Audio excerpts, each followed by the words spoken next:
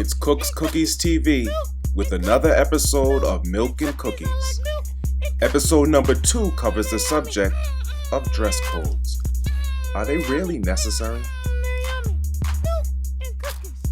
Hey guys, it's your girl Blake J here to talk on this episode of Milk and Cookies, sponsored by Cooks Cookies, best cookies ever.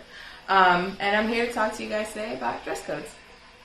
Workplace and office dress codes drive me bonkers. As an attorney, who's also an event planner, I'm always kept in this box that like you have to wear a gray suit and you have to have your hair slicked back or it has to be straight and you have to look a certain way. And that's just not realistic. I think that if you show up to court in sweatpants, like that's a big no-no, obviously. So we won't go to that extreme, but I think it's weird that if I have tattoos or my nose ring or if like my hair is black on top and green on my tips, like that, why is it doesn't make me any less of a competent attorney. And that goes for any profession. Doctors, judges, anything, any profession where they seem to need a specific look. I honestly think that that's ridiculous. So there's obviously a time and place for everything, but I feel like if you're at the office, me coming in and like a decent blouse, some jeans, and some nice shoes looking presentable is still fine. I'm probably going to be meeting with clients at a desk anyway, so they're not going to see me from the waist down. I mean, I know attorneys that have a workplace environment where they wear slippers to work. But I also know that there are certain things you need to do, especially if you're meeting with clients or if you're in court. But if I'm not meeting with clients and I'm drafting documents all day, I should be able to come to work in anything that looks presentable. That's just me. That's my take on office and workplace attire. I know some people are old-fashioned and are like, no, it's by this, and that. And I'm not saying get rid of dress codes altogether. I'm personally saying it's a little ridiculous to make everyone look like they're a robot. Be creative. Step outside the box. If I want to wear a green wig one day and then the next day I'm wearing my natural hair curly and wild, like doesn't mean that I can't defend the person that's my client or I can't draft this document the way it's supposed to be drafted. I think it's a little crazy. That's just me though. And that applies for anything. If I'm in an important meeting, of course I'm going to wear business casual or business formal. So I'll wear a full suit. Or if I go to court, I'm going to wear a full suit. But if I'm in the office doing nothing that requires other people's attention, why does it matter? That's just me. I think it's a little weird that I have tattoos and have a nose ring and people automatically assume I work at like McDonald's. Like, no, I'm an attorney. Relax. But that also, I'll digress a little bit, then I will come back, but that also depends on if you're a female or a male, and if you are of color versus not of color. I know women in the workplace, if they go on vacation or wear a bikini and post that, they'll get a whole hugabaloo about, you're supposed to be professional, so why are you wearing that? But if there's a man on vacation with his shirt off and he's wearing swim trunks or even a Speedo, they'll be like, oh, that man's on vacation and he's having a good time. We need to break these barriers, but that's a separate conversation. So basically, I think you should be able to be comfortable as long as you look presentable in the office. Now, something that's very personal to me is school dress codes. Obviously, this doesn't apply to uniforms, even though that stifles child's creativity, so uniforms should be able to have some loose interpretation, but that's also a separate conversation.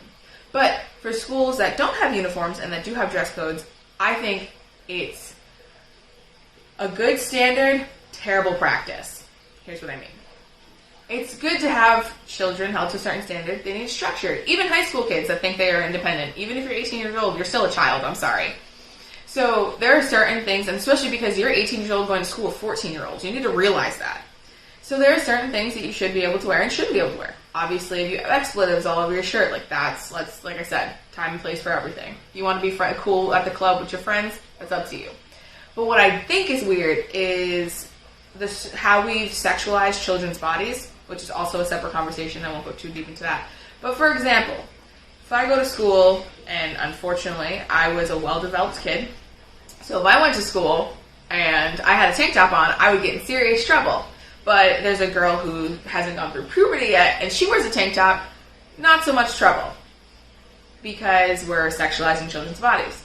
If I have spaghetti straps on versus a cut-off shirt, I think it gets hot. We're especially in Rhode Island, it's humid. So I think that it's a little weird that children can't wear spaghetti straps to school because we're sexualizing shoulders or knees or ankles or elbows. Like, what? I think that the children go to school and hang out with their friends, and teachers sexualize children's bodies. Maybe they may not do it on purpose, but it's exactly what happens when they come up with school dress codes. You're saying you can't wear certain things that show your shoulders? Kids aren't thinking, oh my gosh, I get it. They want me not to show my shoulders because, like, something will happen that's bad. No, kids are like, I can't show my shoulders and I'm hot. What am I going to do? So we need to understand that there's a child's perspective and there's an adult perspective, and they need to come together. Also, I think it's another thing, again, won't go too deep into the conversation about guys versus girls, boys versus girls, whatever, but children who are female presenting that go to school that wear certain things are usually told to cover up more than guys. And instead of telling children who are male presenting, hey, that's your female or non-binary counterpart that presents as female, you need to respect their body. Instead of saying girls cover up. That's just me. So I know there's a lot of deep conversations that I could have gone into that teeter-totter on like gender studies and psychological and all that stuff like that. But I'm just here to talk to you about dress codes. I think that dress codes are a good standard, but they're practiced horribly. But that's my take. You may have your own opinion. Let me know what you think. And again, don't forget, order your Cook's Cookies.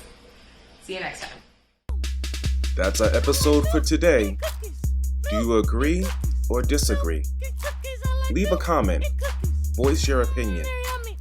Don't forget to subscribe, like, and share Cook's Cookies TV.